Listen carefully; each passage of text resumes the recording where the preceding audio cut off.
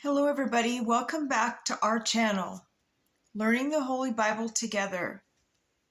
And I hope everybody's having a safe and great Memorial Day weekend. Today is Memorial Day. We want to take the time to remember our loved ones who have fought and died for our freedoms so we could remain free. But it takes all of us, okay? That's all I'm going to say.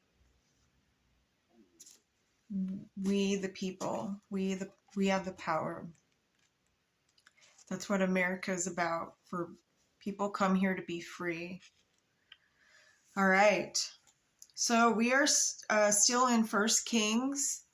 We're going to be reading chapters 9 and 10 today. And this is going to be about the Queen of Sheba. She visits. So if you're ready, I'm going to go ahead and get started. And I want to thank everybody for, saying prayers for my son Timothy. I got word, it's just really disturbing what they're doing to him. Please keep him and anybody, just keep all of our brothers and sisters in prayer. Thank you so much. Okay, let's just get started. And it came to pass when Solomon had finished the building of the house of the Lord and the king's house, and all Solomon's desire which he was pleased to do, that the Lord appeared to Solomon the second time, as he had appeared unto him at Gibeon.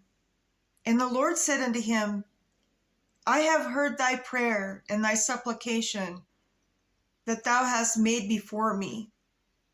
I have hallowed this house, which thou hast built, to put my name there forever, and mine eyes and my heart shall be there perpetually. And if thou wilt walk before me, as David thy father walked, in integrity of heart and in uprightness, to do according to all that I have commanded thee, and will keep my statutes and my judgments, then I will establish the throne of thy kingdom upon Israel forever. So I say, Israel is forever. As I promised to David thy father, saying, there shall not fail thee a man upon the throne of Israel. But if ye shall at all turn from following me, ye or your children will not keep my commandments and my statutes will I have set before you, but go and serve other. So God is saying, if you don't keep my statutes and his judgments and the 10 commandments, and if you go serve other demon gods, this is what he says. And if you go worship them, then will I cut off Israel out of the land which I have given them in this house, which I have hallowed for my name. Will I cast out my sight, and Israel shall be a proverb and a byword among all people. And at this house which is high, everyone that passeth by shall be astonished, and shall hiss. And they shall say, why hath the Lord done this unto the land and to this house? And they shall answer, because they forsook the Lord their God, who brought forth their fathers out of the land of Egypt, and have taken hold upon other gods. The small g, the demons, and have worshipped them and served them. Therefore hath the Lord brought upon them all this evil. And it came to pass at the end of 20 years, when Solomon had built the two houses, the house of the Lord and the king's house. Now Hiram, the king of Tyre, had furnished Solomon with cedar trees and fir trees and with gold according to all his desire. That then King Solomon gave Hiram 20 cities in the land of Galilee. And Hiram came out of Tyre to see the cities which Solomon had given him, and they pleased him not. And he said, What cities are these which thou hast given me, my brother? And he called them in the land of Cabul unto this day. And Hiram sent to the king 60 talents of gold. And this is the reason of the levy which King Solomon raised for to build the house of the Lord, and his own house, and Milo, and the wall of Jerusalem, and Hazar, and Megiddo, and Gezer. For Pharaoh, king of Egypt, had gone up and taken Gezer, and burnt it with fire, and slain the Canaanites that dwelt in the city, and given it for a present unto his daughter Solomon's wife. And Solomon built Gezer, and Beth-Haran the nether, and Baalath, and Tadmor in the wilderness in the land, and all the cities of the store that Solomon had, and the cities for the chariots, and the cities of the horsemen, and that which Solomon desired to build in Jerusalem and in Lebanon, and all in the land of his dominion. And all the people that were left of the Amorites, Hittites, Perizzites, the Hivites, and the Jebusites, which were not the children of Israel, their children that were left after them in the land, whom the children of Israel also were not able utterly to destroy. Upon those did Solomon levy a tribute of bond service until this day. But of the children of Israel did Solomon make no bondmen, but they were men of war, and his servants and his princes and his captains and rulers of his chariots and his horsemen.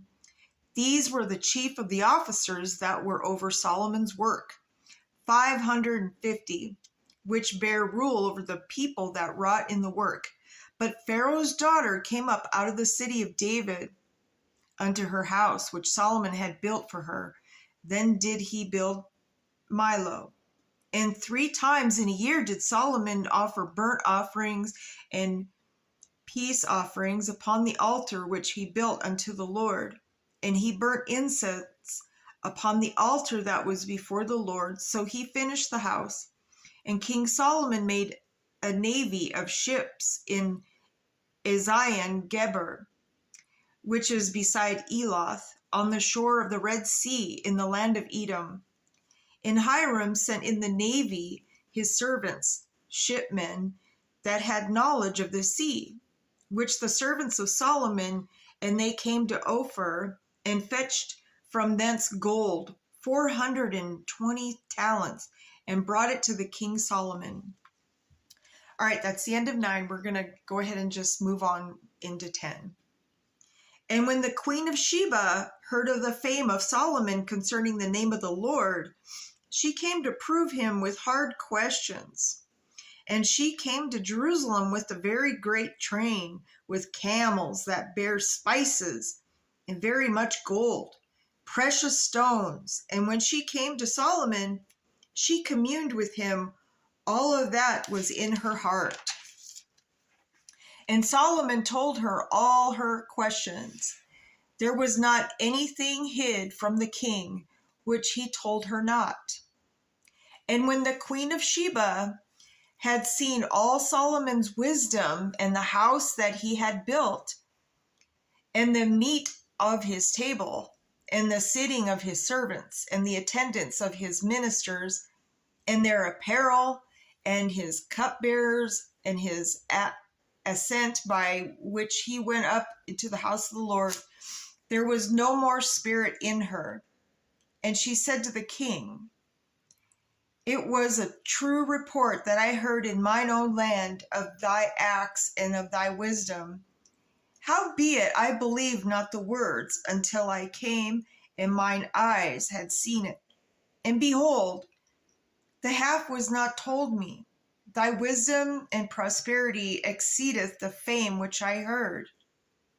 Happy are thy men, happy are these thy servants, which stand continually before thee. There's other servants that are happy to work for a certain somebody.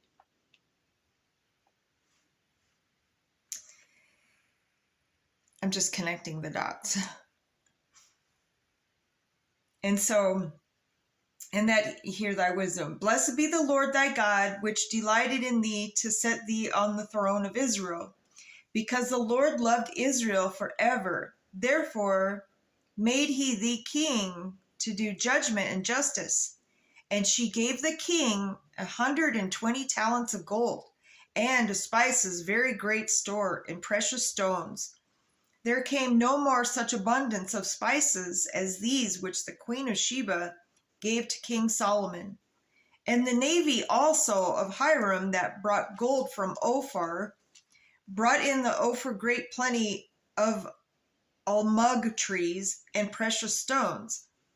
And the king made of the almug tree pillars for the house of the Lord, and for the king's house harps also, and psalteries for singers. That's an instrument. There came no such almug trees, nor were seen unto this day. And King Solomon gave unto the queen of Sheba all her desire, whatsoever she asked, beside that which Solomon gave her of his royal bounty. So she turned and went to her own country, she and her servants. Now the weight of gold that came to Solomon in 1 year was 666 talents of gold. Besides that, he had of the merchantmen and of the traffic of the spice merchants, and all of the kings of Arabia, and of the governors of the country.